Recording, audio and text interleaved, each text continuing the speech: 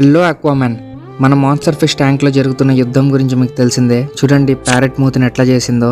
దీని వెనకాల ఉన్న ఆర్టిస్ట్ ఇదే అనమాట. మన సెవరంని ప్లెకోని కూడా చాలా దారుణంగా చంపేసింది అనమాట. ఇవన్నీ చేసింది మన పాకునే. సో రండి ఫస్ట్ అయితే పాకుని తీసేద్దాం, లేకపోతే ఇది అన్ని చేపల్ని చంపేసేలాగుంది మెల్లిమెల్లిగా. పాకుని ఇట్లా తీసేస్తుంటే నాకే బాధగా అనిపించింది, ఎందుకంటే దీన్ని చాలా చిన్న సైజు ఉన్నప్పుడు నేను తెచ్చాను అనమాట. అన్నిటితో మంచిగా నుండి యాక్టివ్గా తిరుగుతూ ఉండేది, కానీ ఇప్పుడు అన్నిటిని అట్లా చంపేస్తుంది, అటాక్ చేస్తుంది. సో మిగతా చేపల సేఫ్టీ కోసం దీన్ని ఇచ్చాల్సి వస్తుంది అనమాట. సో ఇంటికి దగ్గరలో ఉన్న ఒక షాప్ లో అయితే దీన్ని ఇచ్చేద్దాం అనుకొని ఇట్లా ప్యాక్ చేసుకున్నాను అనమాట. ఇలా ఎక్స్ట్రా 2 కవర్స్ వేసాను, ఏమీ లీక్ అవ్వకుండా వాటర్. సో సేఫ్ గా మన పాకునైతే షాప్ కి తీసుకెళ్లి ఇచ్చేసాను అనమాట. వాళ్ళు దాన్ని ఈ ట్యాంక్ లో అయితే పెట్టారు. ఈ ట్యాంక్ ఇంకా చాలా పెద్దగా ఉంది అనమాట, 6 ఫీట్ ట్యాంక్ అనుకుంటా. సర్లే ఇంకేమైతే అయింది, మన పాకు ఎక్కడున్నా మంచిగా సర్వైవ్ అవ్వాలని కోరుకుందాం.